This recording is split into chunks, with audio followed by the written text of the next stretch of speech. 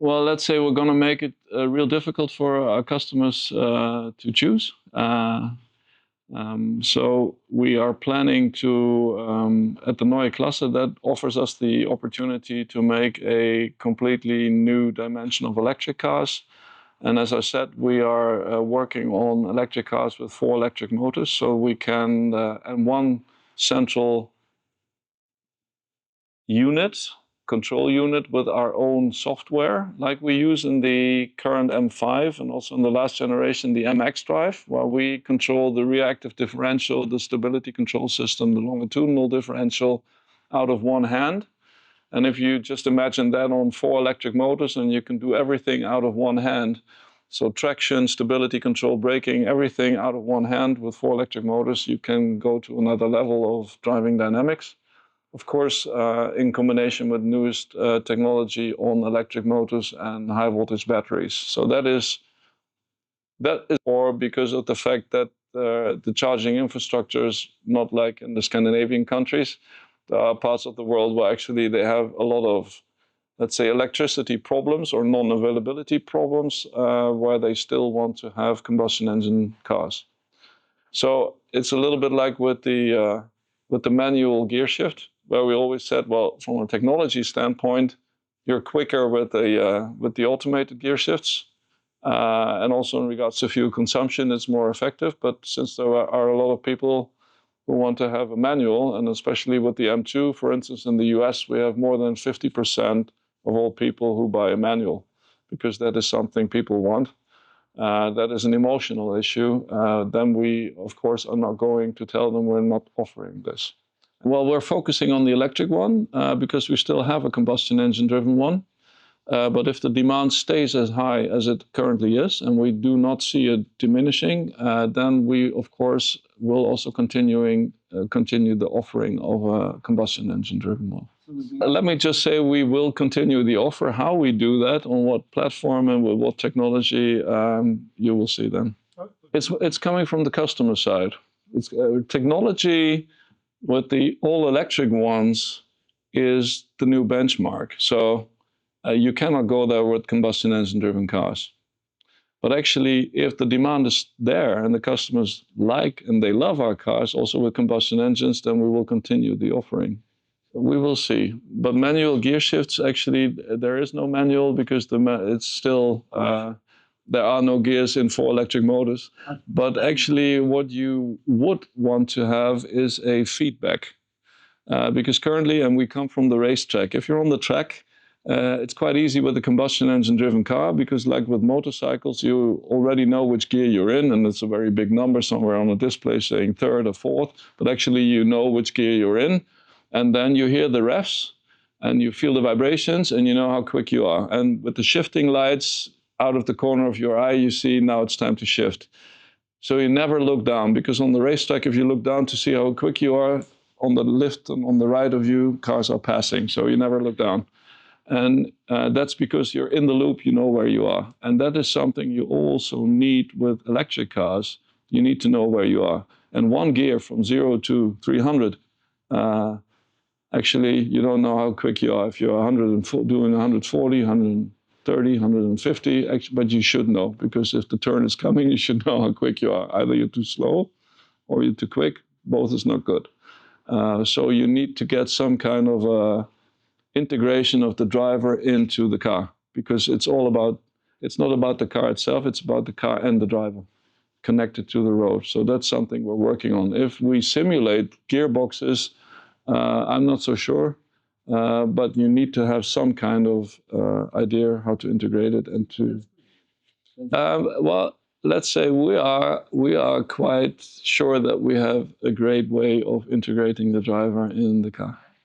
Well, we think we've got the perfect combination of electrification in the M5, because the turbochargers, to electrify turbochargers, normally you do that because of the turbo lag.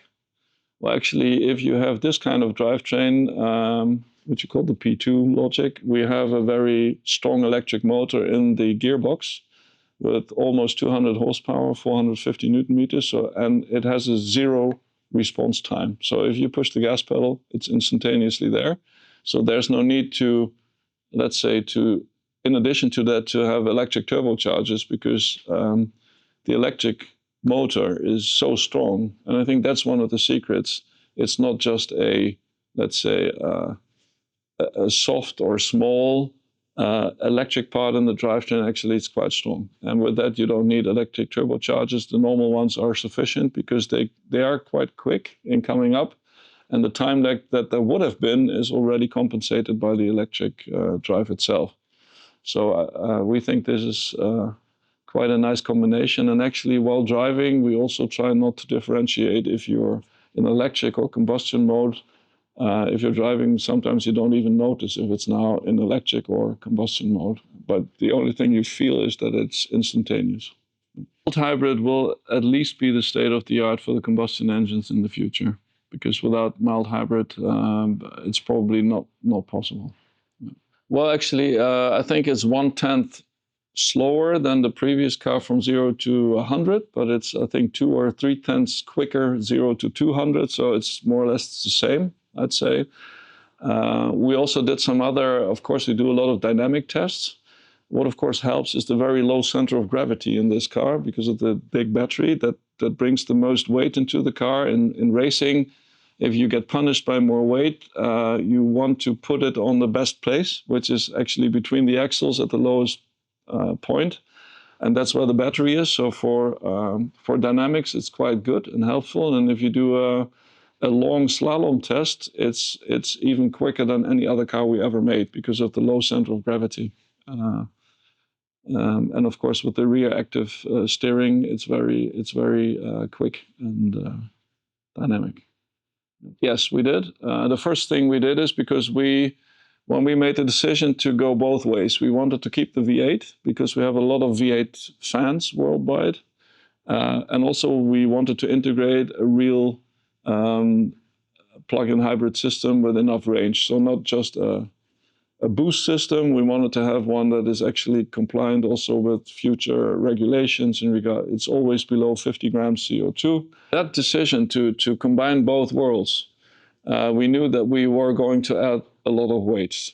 And it's like in racing, sometimes you get punished because you're too quick and you have to add weight. And what you do then is, you still want to be number one during the race. So you try to think of how to get back into the window of performance. And actually, you do that by adding new features like the wider track. That's why for the first time, the M5 now has a complete wide body, not a front and rear, because we widened the track in front and in the rear, especially in the front, also to create the grip level again that we needed for cornering. And also by adding for the first time in a high-performance M vehicle active rear steering, which actually has two purposes, because at lower speeds it helps you to get more agility, like in slalom tests or well inner city driving or on the if you're in the landscape. But also at high speeds on the autobahn, we can also get more stability if you do lane changes at speeds above 250. So that were the two new ingredients: much wider track and active rear steering. Of course, in combination with the active rear differential, with the MX drive, and with the adaptive suspension system. So that was, let's say, the setup that we used to compensate for the balance of performance punishment with weight, to be again and try to be number one in the race. I don't think so. I don't think so. Because even if you would go to all electric, it probably would be the same weight. Yeah. Well, of course it does both, because you have so much energy. You can, even on track, of course, if you go to Dynamic Plus, you can use the boost coming out of the battery. And with 18.6 kilowatt hours, actually, it's got a lot of energy. So, of course, you can use it, but also during normal day driving, it's quite good to have a range of almost 70 kilometers in pure electric mode, with speeds up to 140, which I've now been driven the car for 6,000 kilometers, and I've got an electric. It's about 50-50 electric, and I drive a lot on the Autobahn. If I drive only in town, electric only is sufficient because it's got 197 horsepower and a lot of torque. So actually there's no need for the combustion engine when you're driving in town. It's quick enough. And that is something that we actually also wanted. And of course it helps also with CO2 emissions because we're below 50 grams no matter what kind of configuration you have. Well, actually we would like to, that is a very complicated question because that you have combustion engines only and you would like to use the same engine for the combustion engine driven car and for the hybrid. So you're not going to do different engines for combustion engines for different drive chains. And the turbo also has the advantage of pushing up the performance of the combustion engine even more.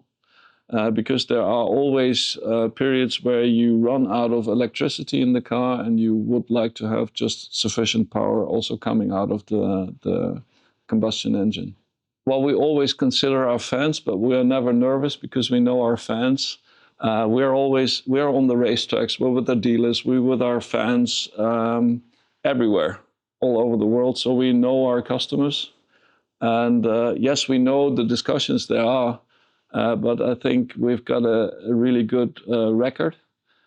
We never disappointed our fans because we know what they want. And we're all petrol heads, even though it's with electric cars, we still are petrol heads. Then we're electric heads, but actually we know what we're doing. We're never nervous. The only thing, of course, is especially with this car, when we did the first launch communication, we only had the numbers and no driving impressions. So of course, then by looking at numbers, people started combining things and writing stories. I think the best thing is just to drive the car and then write a story. We did it the other way around this time. Maybe it's a learning for the future that we just let people drive first and then tell the numbers. I see other companies do it that way. Might be for next time an idea. But actually, we're not nervous. Coolest one right now. The thing is, that is because it gets you into the loop. That's the idea. And so that's what I meant. But it doesn't mean it has to be that way. But actually, that is the best example right now to get you in the loop so that you know where you are. High performance in all electric, that has to be something where you have no questions left. And it couldn't be done until it's in a few years. Because it needs an overall architecture of a vehicle that allows you to do this. It needs an electronic architecture that allows you to do this with this central control idea. And you have to have the newest generation of batteries and electric motors that allow you to do that. And only if all of these things come together, then you have a convincing high-performance car. So we couldn't have done it yet. So that's why we didn't do it. Everything has to work. It's the platform itself. You could even do it with a flexible platform, but actually you need the right electronics architecture, software architecture, and you have to do it yourself.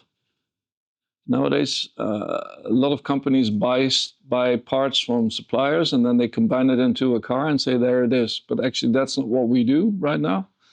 In regards to vehicle dynamics for M, we have our own software already, but we need it in a completely different setup if you go towards 4 electric motors. And for that, we need a completely new electronic architecture as well.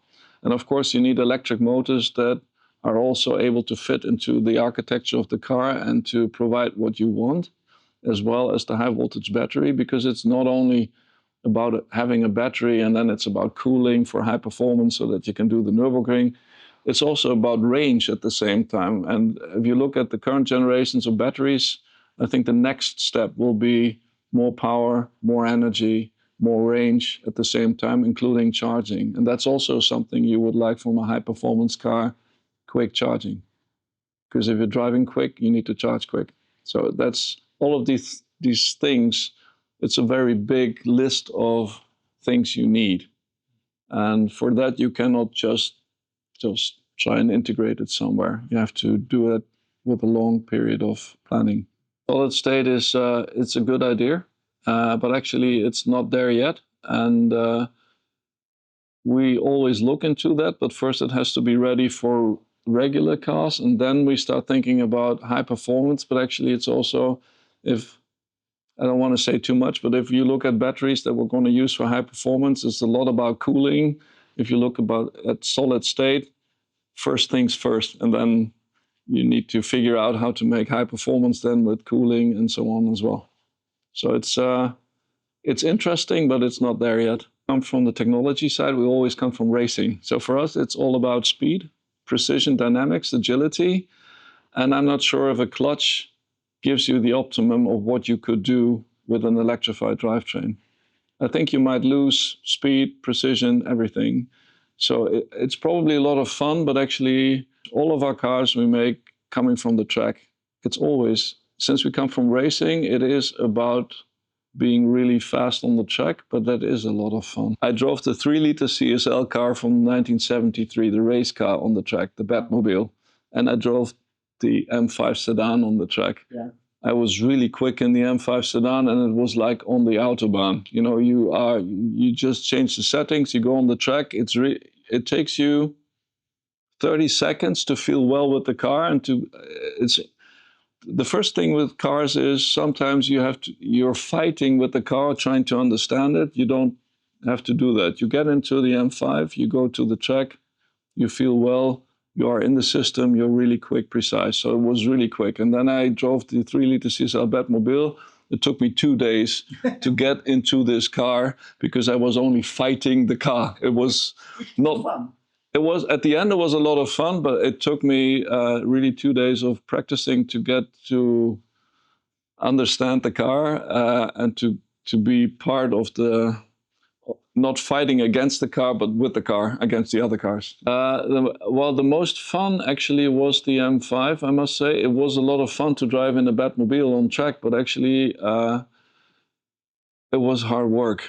And of course that is also some kind of fun, but I'd rather be on a track in a car that's really controllable and easy to understand, and also in regards to everything you operate is easy. But the 3-liter CSL takes you 2 seconds to synchronize from second to first gear back again. So, and it has no control systems. It doesn't even have a speedometer. And they tell you, no, you're not allowed to go over 35 miles per hour in the pit lane. And I say, I only have a ref. Yeah. Well, I don't know what 35 miles is. Well, right now we do have a wide bandwidth of drivetrains. We have the conventional combustion engines, which will actually all go to 48 volts. We do have hybrid systems, and we do have electric cars, and we plan to keep that up as long as possible. So this will not be the last cars with combustion engine